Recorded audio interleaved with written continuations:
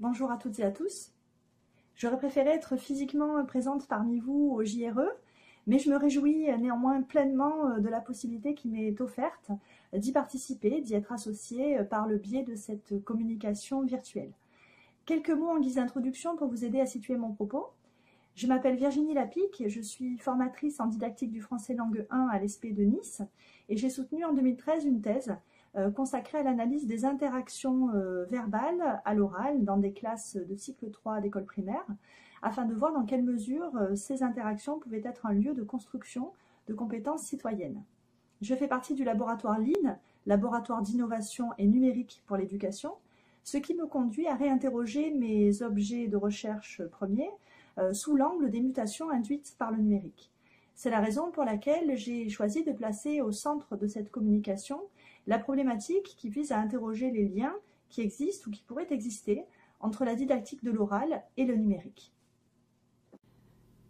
Nous aborderons dans notre exposé les axes suivants.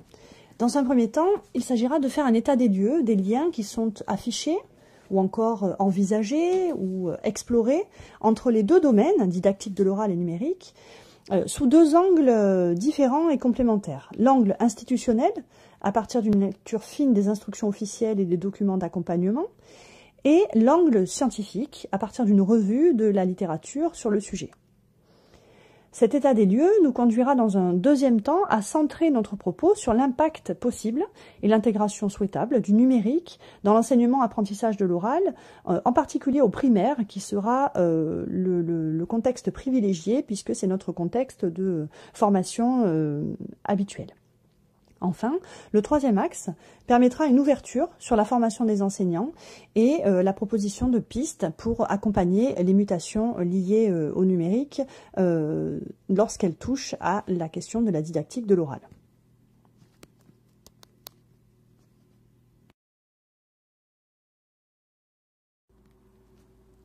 Les liens entre enseignement du langage oral et numérique ne sont pas explicitement établis par les programmes pour le cycle 1. L'utilisation des outils et supports numériques est mentionnée, à condition, je cite, que les objectifs et les modalités d'usage soient mis au service d'une activité d'apprentissage. Cet usage est donc possible y compris pour l'oral, mais n'est pas formellement cité.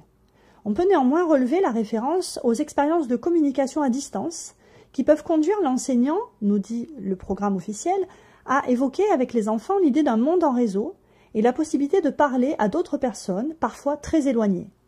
C'est donc davantage à une modalité de communication qui se caractérise par l'éloignement géographique des locuteurs et qui est rendue possible par les nouvelles technologies, un peu comme celle que nous sommes en train de vivre, que fait référence le BO, mais pas réellement à des articulations entre didactique de l'oral et numérique. Nous allons voir que dans les cycles suivants, cette articulation est davantage précisée et développée. Dans la rubrique spécifiquement dédiée au langage oral, qu'il s'agisse du cycle 2 ou du cycle 3, les liens se précisent. En effet, dès le cycle 2, le numérique est évoqué à plusieurs reprises. Les instructions officielles justifient d'abord explicitement le recours au numérique, et plus précisément aux enregistrements numériques, audio et vidéo, en exposant les avantages qu'ils présentent dans le cadre des activités orales. Je cite le programme officiel, « Le langage oral étant caractérisé par sa volatilité, le recours aux enregistrements numériques est conseillé. » Dans ce cadre, les deux pôles de l'oral, la réception, avec l'écoute et la compréhension, mais aussi la production, sont concernés. Sur le plan de la production, si on adopte une entrée discursive, le numérique est cité dans le cadre de l'entraînement à raconter des histoires, puisque les programmes indiquent que ce travail peut se faire au moyen d'enregistrements numériques. Il peut également optimiser le travail de préparation dans le cadre de la lecture à haute voix, les instructions officielles faisant référence à la mise en voix de textes littéraires ou encore à la récitation. Sur le volet réception, il s'agit notamment de permettre l'adoption d'une distance critique par rapport au langage produit par le retour possible sur les productions. Ce retour étant pour le coup possible seulement par le recours aux enregistrements numériques. Les enjeux du recours au numérique sont donc multiples et cruciaux en matière de didactique de l'oral, à la fois en termes de réception et de production, les deux étant bien évidemment liés. Ils touchent en effet à la préparation, à l'entraînement, notamment par la possibilité de retour, mais aussi à l'évaluation, l'auto-évaluation, la co-évaluation, à travers l'élaboration de critères de réussite. On relève également la mention du numérique dans un second cadre. Il s'agit des écrits de travail intervenant en amont d'une prise de parole et destinés à la préparer, par exemple la carte heuristique, ainsi que des écrits support même de présentation orale. En effet, les attendus de fin de cycle 3 mentionnent l'aptitude à, je cite, « réaliser une courte présentation orale en prenant appui sur un diaporama ou sur un autre outil numérique ».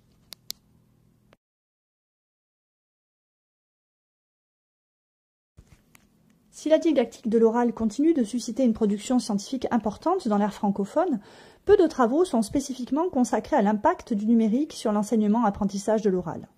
On trouve néanmoins quelques articles sur le sujet. Ils sont notamment parus suite au 12e colloque de l'AIRDF intitulé « L'enseignement du français à l'ère informatique ». Deux contributions ont plus particulièrement attiré mon attention. La première est centrée sur l'oral en tant qu'objet d'apprentissage. Il s'agit de la publication de Françoise Maria Capacchi, qui est axée sur les pratiques et usages du TBI au service de l'oral en cyberclasse primaire et qui explore dans le contexte belge la problématique suivante. Dans quel contexte et dans quelle mesure les équipements informatiques induisent-ils des pratiques nouvelles? Quels effets et perspectives peut-on percevoir dans le cas de l'apprentissage de l'oral en français à l'école primaire? Une deuxième contribution concerne l'oral, mais plutôt cette fois-ci comme un outil d'apprentissage au service de la compréhension. Je fais référence à l'article de Claude Burdet et Sonia Guillemin sur le rappel de récit oral, en mobilisant notamment le logiciel Keynote. Plus récemment, une contribution parue en 2016 dans le numéro de la revue Repères consacré à l'oral à l'école évoque le recours à des ordinateurs dans le cadre d'une recherche-action-formation menée au Québec. Lafontaine, Jumet et Farrand s'intéressent notamment à l'évaluation de l'oral. Leur réflexion n'est pas focalisée sur l'impact du numérique en la matière, mais elle y fait référence. Ainsi, la situation d'apprentissage et d'enseignement qu'ils mobilisent prévoit l'utilisation d'ordinateurs, ce qui permet aux élèves de se voir et juger de leur performance. Les auteurs concluent précisément sur les limites qui consistent à ne pas pouvoir identifier ce qui permet réellement d'améliorer les compétences orales des élèves. Je cite un extrait de leur article, « Le modèle didactique de Lafontaine, le modèle de l'atelier formatif de Dumay et Messier, l'évaluation par les pairs, l'observation des prises de parole à l'aide des ordinateurs, tous ces éléments, quels sont parmi ces différents facteurs ou parmi ces différents facteurs combinés ceux qui permettent d'expliquer l'évolution des compétences orales mesurées chez les élèves. » En conclusion de ce premier axe, on note donc une percée importante dans les instructions officielles françaises des liens entre oral et numérique. Pourtant, peu de travaux de recherche sont spécifiquement centrés sur cette question, notamment sous l'aspect de l'amélioration des performances des élèves, des modifications des pratiques, etc., ce qui peut s'expliquer, en tout cas en partie, par le caractère récent de ces orientations. Pourtant, de nombreuses expérimentations croisant oral et numérique sont menées sur le terrain, comme en témoigne la vitalité des travaux présentés dans le cadre du séminaire « Les métamorphoses de la parole à l'ère numérique » qui s'est tenu lors du 5e rendez-vous des lettres en 2014. L'état des lieux mené précédemment nous conduit à identifier quelques axes de réflexion concernant l'impact possible du numérique sur l'enseignement-apprentissage de l'oral. Mentionnons en premier lieu le fait que les outils numériques, par le biais des enregistrements qu'ils permettent, facilitent la construction d'un rapport distancié à la parole et par là même l'émergence d'une posture réflexive, d'analyse et de recul critique par rapport au discours produit. Cette posture n'est évidemment pas acquise du seul fait de l'utilisation d'outils numériques. Les questions liées aux facteurs qui pourraient favoriser son émergence et sa construction demeurent. Néanmoins, les outils numériques peuvent être de puissants facilitateurs en rendant possible l'instauration d'espaces d'écoute et de réécoute de paroles dont la volatilité constitue un obstacle majeur dans ce cadre. Cette possibilité de fixation de la parole renouvelle également la question de l'évaluation, en permettant notamment d'y associer étroitement les élèves à travers la co-évaluation ou encore l'auto-évaluation. Dans le même temps, la fixation de la parole ne signifie pas pour autant une rigidité, qui pourrait entraver le rapport à la prise de parole, notamment pour les élèves les plus fragiles sur le plan des compétences orales ou encore les plus réservés. Au contraire, le numérique pourrait permettre de dédramatiser le rapport à la prise de parole, puisque celle-ci pourra être fixée individuellement sur un support numérique avant d'être proposée au groupe, et dans le même temps, elle pourra être effacée, reprise, corrigée, améliorée, ces éléments constituant un enjeu important dans le cadre de la réflexion menée sur l'évaluation bienveillante. On peut ainsi faire l'hypothèse que grâce à ces différents leviers, l'enseignement-apprentissage de l'oral pourrait gagner en visibilité, en cohérence, et que sa place pourrait se voir renforcée dans la mesure où les obstacles rencontrés, par exemple en matière d'évaluation, comme les a analysés Claudine Garcia-Deban, seraient atténués. Enfin, le recours au numérique pourrait permettre de repenser la question des liens à tisser entre le scolaire et l'extrascolaire, notamment par le biais de la balado-diffusion, jusqu'ici surtout utilisée en langue vivante.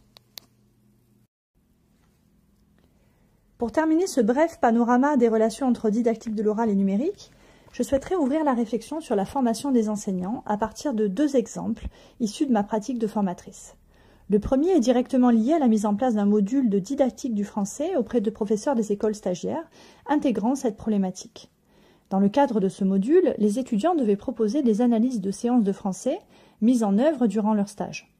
Il s'agit en quelque sorte d'une mise en abîme de notre problématique dans la mesure où les étudiants devaient proposer une prestation orale à partir d'un diaporama et s'appuyer sur des enregistrements numériques de séances accompagnés de transcriptions pour mener à bien leur analyse.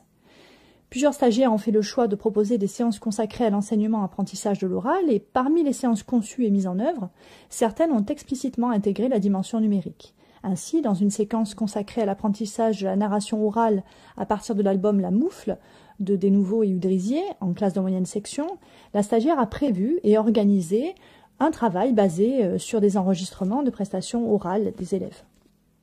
Le second exemple est issu des activités menées dans le cadre de l'initiation à la recherche et de la rédaction du mémoire professionnel. Ainsi, les stagiaires ayant choisi d'axer leurs problématiques sur la didactique de l'oral ont fait le choix d'intégrer à leur expérimentation l'utilisation d'outils numériques. C'est notamment le cas d'une stagiaire dont le mémoire est centré sur l'évaluation de l'oral en maternelle, plus précisément en classe de moyenne section. Ces quelques pistes, corrélées aux observations précédentes, m'invitent à souligner en conclusion l'intérêt et la pertinence de recherches collaboratives, de recherche-action-formation menées sur le sujet, pour améliorer l'état des connaissances, provoquer, accompagner des évolutions dans les pratiques et enfin participer à la formation des acteurs de la recherche et au-delà, œuvrer pour la diffusion de résultats scientifiquement étayés.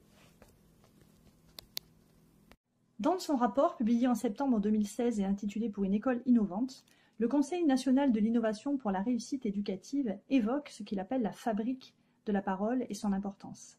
Plus précisément, et je vais citer les termes mêmes du rapport, il indique qu'il est nécessaire qu'au niveau de l'encadrement, inspecteur, formateur, chef d'établissement, un effort soit particulièrement visible pour accompagner, former à la fabrique de la parole et organiser des échanges réflexifs sur les pratiques de l'oral et sur les situations de son apprentissage. Il indique que cela passe par une formation explicite, notamment dans les SP. C'est à ce niveau que je situe les suites à donner à la présente communication. Je vous remercie pour votre attention et je vous souhaite des échanges très fructueux dans le cadre de ces JRE. Merci.